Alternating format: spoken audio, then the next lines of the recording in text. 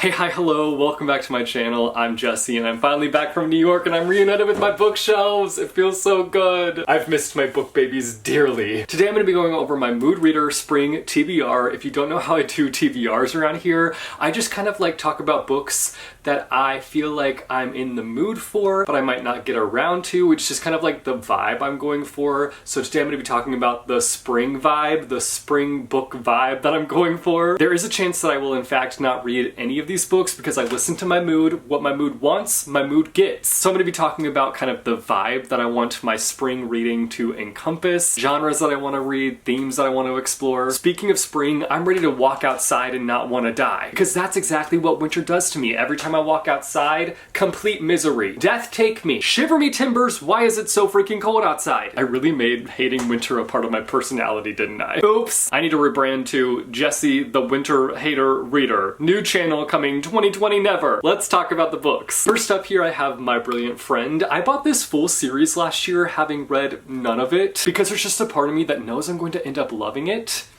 Now, if I end up hating it, I don't want to talk about it. I know good and well that I should never ever buy a full series without having read at least one or two of the books. And yet here I am, continuing to make that mistake. Maybe don't be like me and don't buy a full series without having read any of it. Don't do it. I don't recommend it. This is a series that follows a friendship and the complexities that come with it over a long period of time. We're following Elena and Lila through their experiences in childhood, marriage, motherhood, and growing old together. This is a very critically acclaimed series and it's got a lot of love thrown behind it constantly, which does have me a little bit hesitant because anytime there's a lot of like hype and love behind a series, it just like makes me nervous. It makes me weary, but I feel like there's been a lot of time for me to kind of like settle my intimidation and just dive in and see how I feel about it for myself. I love the idea of reading a series that explores the concept of the complexities of friendships, and I feel like I've been on my own journey in terms of my own friendships. I know just how complex they can be. There are hard times, there are good times, and in general you learn so much and are challenged constantly by the friends that you surround yourself with, and I feel like it will be really fun exploring that in detail throughout this series. If you've read this series, which I'm sure that a lot of you have, let me know all your thoughts on it down below in the comments. Obviously don't spoil anything, but let me know how you felt about this series. Have you read the full series? Have you only read the first book? Let me know all the things down below in the comments. Next up here I've got Dallargut Dream Department Store. This is a book that I actually started last year. I got about like 95 pages into it and I just was like reading it during a busy season. It was December, which December for me is just always like so hectic, so crazy. I'm sure it is for like everybody because it's like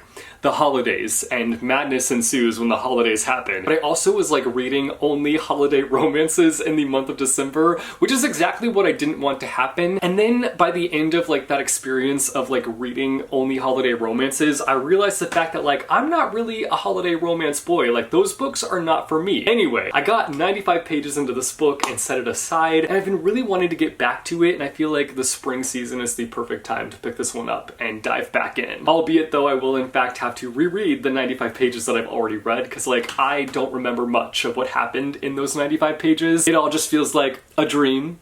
In Dallargut Dream Department Store, there is a department store in your subconscious, and we are following Penny, who has just started a job working at the Dallargut Department Store. It's definitely a book that's less plot, more vibes. Like we're just following Penny as she learns all there is to know about the department store, and then also her experience working with customers, what kind of effects the dreams have on people, and then also just like exploring the different dreams. It is one of those books that like implants like a happy and warm feeling while you're reading it, and I also just really loved the environment. Like I loved the Dream Department Store setting. It was fantastic and I'm excited to get back into this one and to finally reach the finish line. Next up here we've got Titanium Noir. This book has such a jarring cover. The green is so aggressively green. Calm down, you green bean. I picked this one up randomly last year after just like browsing books and randomly coming across it. The description immediately had me sold. In it we are following Cal, who is a detective who has just been called to investigate this homicide. When he gets on the scene, he realizes that it involves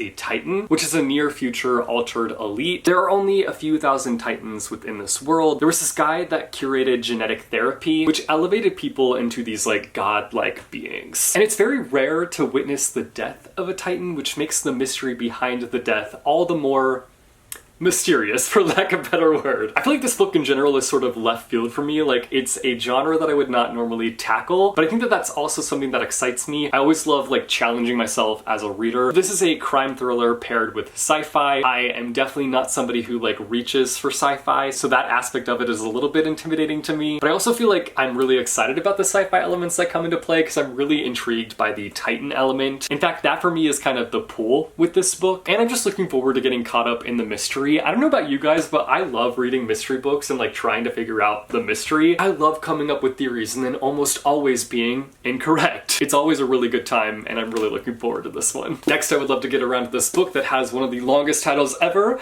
The Girl Who Circumnavigated Fairyland in a Ship of Her Own Making. Another series where I was like, why not just buy the entire series? So I bought the entire series last year. Why do I do these things? I know it's a bad idea, but sometimes bad ideas are just appealing. In this book, we follow a girl named September who jumps at the chance to go to Fairyland, but when she gets there, it's full on turmoil. She's like, this is not what I signed up for. Like, I wanted a good time, and this is full on chaos. Like, y'all need to get it together. And September is like, you know what? I got this. I'll be the one to put everything back together. Y'all made a mess, and I'm gonna be the one to restore it. I feel like I'm always in the mood for a middle grade fantasy adventure, and that seems to be what this book is delivering. I want an enchanting, chaotic ride through a fantastical world. Like, that just sounds appealing to me. There's a part of me that really wants to do a 24-hour readathon with this series. There's 5 books in total within the series, and I just want to read them back to back to back in a 24-hour time period. I feel like it's doable. I feel like I could easily conquer it. They're all around like the 250, 300 page mark if I remember correctly, so like TBD on if I'll tackle this in a 24-hour time span. We'll see. I feel like with 24-hour readathons, I have to like really work myself up to them because they're a lot of work, but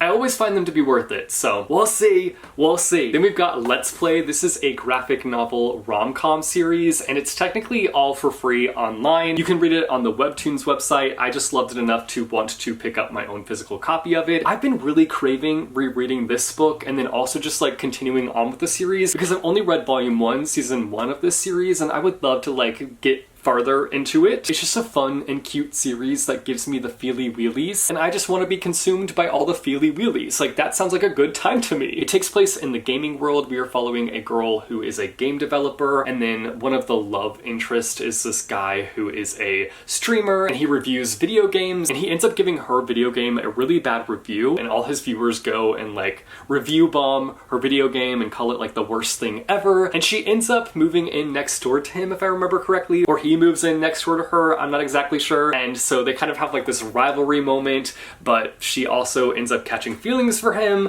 but he's also not the only love interest. Like, there's a lot of love interests that get introduced in this first volume, so it's just a really light, fun, happy, good time, and I love it. And I'm excited about potentially rereading it. So those are 5 books that I have on my mind, kind of the vibe that I'm going for, some genres that I would like to tackle, some themes that I would like to explore, but also there are some vlogs I would like to tackle in the upcoming months that will also have an effect on my reading. One of them is where I'm going to be reading my 5-star predictions. I made a video talking about 5 books that I feel like are going to be 5 stars, so I'm going to be working on that vlog. If you missed that video, here are the 5 books that I feel like are going to be 5-star reads. We've got The City of Dreaming Books, The Jump, Lonely Castle in the Mirror, An Arrow to the Moon, and Afterglow. I'm definitely going to be prioritizing this vlog soon. And then I have a video project that I've been really wanting to get back to, and that is my Magic Treehouse video project. I'm still very passionate about this. I think about it all the time. I just have not had the time to prioritize it. So I'm going to be carving out time and making this happen. Coming soon to Jesse the Reader's channel, 2023. 2023, not 2023, 2024. It's 2024, it's coming, guys, it's coming. Those are all my reading plans for the coming months. Let me know in the comments down below if you guys have read any of these books and what your thoughts are on them. If you haven't read any of these books though, then just let me know in the comments some books that you're looking forward to getting to in the springtime. If you like this video, be sure to go and hit that like button. If you want to see more bookish content from me, be sure to go and hit subscribe or go and hit that bell icon and you'll be notified every time I post new videos. I just tripped over my words. As always, thank you guys so much for watching. I hope your day is bright, that tomorrow is brighter. Keep reading what your heart desires, and I will see you soon with a new video. Bye.